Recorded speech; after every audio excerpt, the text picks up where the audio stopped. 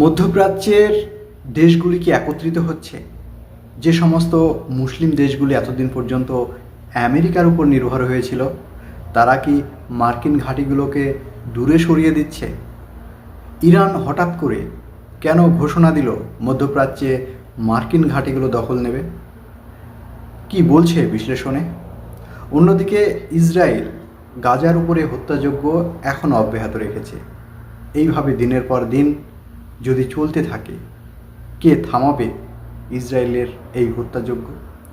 Iran যেভাবে ইসরায়েলকে গলা টিপে ধরেছে, মধ্যপ্রাচ্যের বাকি মুসলিম দেশগুলোও কি একই পথ অনুসরণ করছে? সেদিকে নজর আছে গোটা পৃথিবীর। ইরানের হরমুজ প্রণালী ইরানের সার্বভৌমত্বের অংশ। অন্যদিকে আমেরিকার প্রেসিডেন্ট ডোনাল্ড ট্রাম্প তিনি নিজে ঘোষণা করছেন তিনিও মার্কিন সিনেটে একটি বিল পাশ করবেন, সেখানে হরমুজ প্রণালী নাকি আমেরিকার অংশ হবে। এটাও কি সম্ভব? সংখ্যায় বেশি থাকলেই যা কিছু করা যায়। কি হবে শেষ পর্যন্ত? আমেরিকার প্রেসিডেন্ট ডোনাল্ড ট্রাম্প আসলেই কি পাগল হয়ে গেছেন হরমুজ প্রণালী নিয়ে? সিনেটের অভ্যন্তরে এই মুহূর্তে ডোনাল্ড ট্রাম্পকে পাগল পাড়া বা পাগলের প্রলোভ লেগেছে, মাতাল বলতেও দ্বিধাবোধ করছে না সাধারণ মার্কিনীরা। ইসরায়েল দিনের পর দিন যেভাবে ইরানকে জব্দ করার জন্য মার্কিনীদের সহায়তায়, অর্থাৎ ডোনাল্ড ট্রাম্প বা আমেরিকার সাম্রাজ্যবাদীরা নিষেধাজ্ঞা দিয়ে জব্দ করতে পারেনি, সেক্ষেত্রে ইরানকে কি সত্যিই পরাজিত করতে পারবে আমেরিকা? আজকের বিশ্লেষণে বুঝে নেওয়ার চেষ্টা করব এই সমস্ত বিষয়। তার সঙ্গে সঙ্গে আরও একটি গুরুত্বপূর্ণ কথা না বললেই নয়। ইতিমধ্যে আব্রাহাম লিঙ্কনকে সরিয়ে নিতে বাধ্য হয়েছে। আরব সাগরে দীর্ঘদিন ওত পেতে বসেছিল কবে যুদ্ধ শুরু হবে আর যুদ্ধে নেমে যাবে আব্রাহাম লিঙ্কন। কিন্তু আব্রাহাম লিঙ্কন আসলেই কি যুদ্ধ করার মতো পরিস্থিতিতে আছে, নাকি তার সরঞ্জাম অকেজো হয়ে পড়েছে যে কারণে সরিয়ে নিতে বাধ্য হচ্ছে? সুপ্রিয় দর্শক, এই সমস্ত বিষয়গুলো নিয়ে বিস্তারিত আলোচনা করব। আজকের আলোচনাটি অত্যন্ত অথেন্টিক এবং গুরুত্বপূর্ণ হতে যাচ্ছে। আশা করছি আপনারা শেষ পর্যন্ত থাকবেন। আর হ্যাঁ, আপনারা যদি আমার ভিডিওতে প্রথম হয়ে থাকেন, চ্যানেলটি যদি সাবস্ক্রাইব না করে থাকেন, প্লিজ একটি সাবস্ক্রাইব করবেন, একটি লাইক করে কমেন্ট করে আরও বন্ধুদের মধ্যে ছড়িয়ে দিতে ভুলবেন না। চলুন বিস্তারিত আলোচনায়। দর্শক, মধ্যপ্রাচ্যে ইরানের এই হরমুজ প্রণালী এতদিন পর্যন্ত উন্মুক্ত অবস্থায় ছিল। 28শে ফেব্রুয়ারি আমেরিকা যুদ্ধ শুরু করে এই মুহূর্তে একেবারে ইরানের কোলে তুলে দিয়েছে। আর যখন ইরান দীর্ঘদিন তাদের নিজস্ব জলপথ ছেড়ে রেখেছিল, সুযোগ পেয়ে তারা নিজেদের আয়ত্ত নিয়ে নিয়েছে।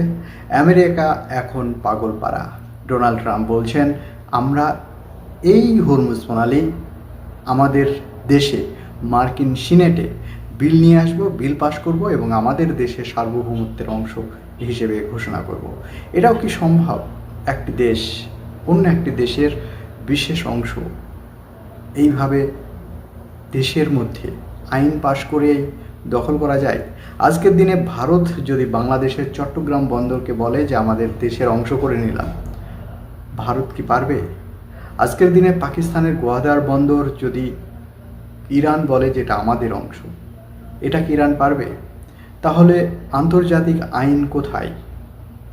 যারা আইন প্রণয়ন করে, আন্তর্জাতিক আইন প্রণয়ন করে, তাদের মুখে বা তাদের চিন্তা ভাবনা এই রকম যদি হয়, তাহলে বিশ্ব কোন রাস্তায়? বিশ্ব কি সত্যিই সঠিক পথে চলছে, নাকি ভুল মানুষের হাতে পড়ে আজকে বিশ্ব রক্তাক্ত হচ্ছে? এই বিষয়ে প্রশ্ন কিন্তু থেকেই যাচ্ছে। অন্যদিকে ইসরায়েলের অভ্যন্তরে গাজার উপরে যে হামলা, মৃত্যুযজ্ঞ, সেটা অব্যাহত রাখার বার্তা দিয়েছে স্বয়ং বেঞ্জামিন নেতানিয়াহু। বেঞ্জামিন নেতানিয়াহু শুধুমাত্র যুদ্ধ করে ক্ষমতায় টিকে থাকতে চাইছে। যুদ্ধ আন্তর্জাতিক যে নিয়ম, সেই নিয়মের তোয়াক্কা করে না এই ইসরায়েল। সাধারণ মানুষের উপরে হত্যা করা কখনোই কোনো যুদ্ধের অংশ হওয়া উচিত নয়, কিন্তু গাজার উপরে এমন কোনো দিন নেই যে দিনে সাধারণ মানুষ হতাহত হয়নি। বিশ্ব মানবতা আজকে চুপ। শুধুমাত্র ইসরায়েল বলে কি, আজকে ইসরায়েল যেভাবে গাজার ওপরে হত্যাযজ্ঞ চালাচ্ছে, এই পরিপ্রেক্ষিতে তুরস্কের এরদোয়ান কি বলেছে জানেন? মারাত্মক একটি কথা বলেছে, গাজার উপরে যতদিন পর্যন্ত ইসরায়েলের এই নির্মমতা চলবে ততদিন পৃথিবী সভ্য হতে পারবে না, এবং পৃথিবীর মুসলিম দেশগুলি গাজার পক্ষ নিয়ে ইসরায়েলের বিরুদ্ধে জিহাদ অব্যাহত রাখবে। অর্থাৎ যুদ্ধ শুধুমাত্র সম্মুখ সমরে হয় এমনটি নয়, মনের ভিতরেও যুদ্ধটা চলে, যেটা ইসরায়েলের বিরুদ্ধে দীর্ঘদিন মুসলিম দেশগুলো চালিয়ে আসছে। তারই কি বহিঃপ্রকাশ ঘটালেন এরদোয়ান? যদিও আমরা জানি ইরানকে ছেড়ে দেওয়ার পরে পরবর্তী টার্গেট হতে পারে এই তুরস্ক। যদিও তুরস্ক ন্যাটোভুক্ত দেশ, আর তুরস্ককে আক্রমণ করার লক্ষ্যেই আমেরিকার প্রেসিডেন্ট ডোনাল্ড ট্রাম্প ন্যাটো ভেঙে দেওয়ার পক্ষে বারবার সওয়াল করেছে।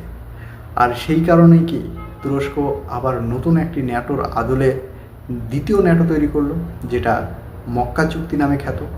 অলরেডি 3টে দেশ একত্রিত হয়েছে, সেখানে নতুন করে মিশর যোগ দেওয়ার কথা, এবং খুব দ্রুত মুসলিম দেশগুলো যদি একত্রিত হয় তাহলে ইসরায়েলের স্বপ্ন অধরায় থেকে যাবে। এই বিষয়ে কোনো প্রকারের সন্দেহ নেই। দখলদার এই দেশটিকে কোনো দেশের উচিত নয় সাপোর্ট করা, অন্ততপক্ষে আমাদের বিশ্লেষণ এমনই বলে। অন্যদিকে আব্রাহাম লিঙ্কন দীর্ঘদিন আরব সাগরে ভাসমান অবস্থায় ছিল, কবে যুদ্ধ শুরু হবে আর দল বলে গিয়ে ইরানকে দখল করব।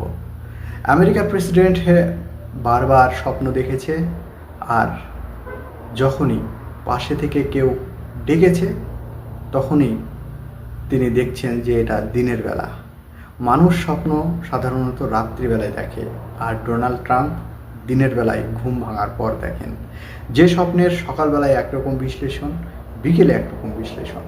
আজকের দিনে দাঁড়িয়ে আব্রাহাম লিঙ্কন যখন আরব সাগর পেরিয়ে ভারত মহাসাগরের দিকে চলে যাচ্ছে, তখন প্রশ্ন অনেকেই ছড়ে দিচ্ছে, সত্যিই কি আমেরিকা যুদ্ধ করতে আসবে, নাকি থালাপাতি গুটিয়ে এই মুহূর্তে নিজ দেশে ফিরতে চলেছে?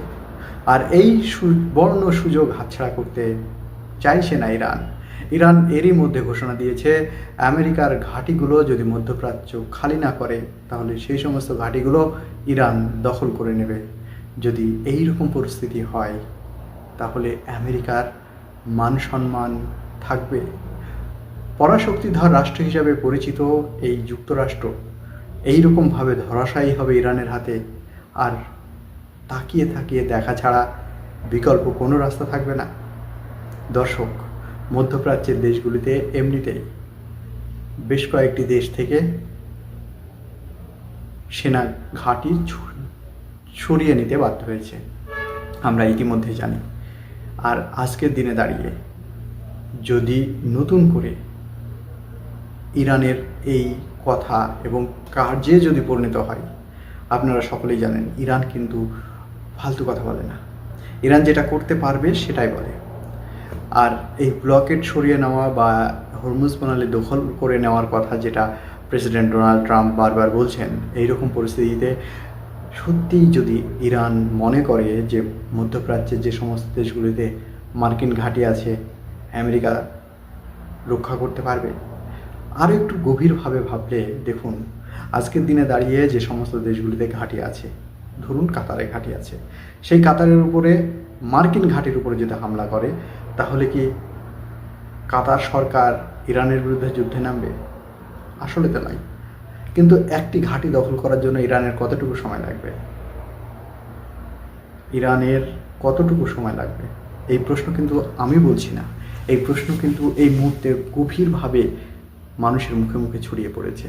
তারা বলছে আমেরিকার প্রেসিডেন্ট ডোনাল্ড ট্রাম্প মুখে যতই হম্বিতম্বি করুক না কেন বা হুঙ্কার দেখ না কেন, তাদের আসলে কোনো কিচ্ছুটি করার নেই। এই মুহূর্তে যুদ্ধের মোড় এমন দিকে বাঁক নিয়েছে, আমেরিকা না পারছে এখান থেকে ফিরে যেতে, না পারছে পুনরায় এসে যুদ্ধ করতে। আর ইরানের হুঙ্কার এক একটি হুঙ্কার নয়, ইরানের এক একটি কথা, হুঙ্কার, যাই বলুন না কেন, একেবারে কাজে খাতায় কলমে প্রমাণিত। আমরা বিগত দিনে বারবার দেখেছি ইরান যতদিন পর্যন্ত অফেন্সিভ ভূমিকাতে ছিল, যখন পাল্টা হামলা করছিল তখনই বলেছিল যে আমরা পাল্টা হামলা করব। এই মুহূর্তে ইরান কিন্তু পাল্টা হামলা করার হুমকি দিচ্ছে না, ইরান কিন্তু হুমকির পাল্টা হুমকিও দিচ্ছে না।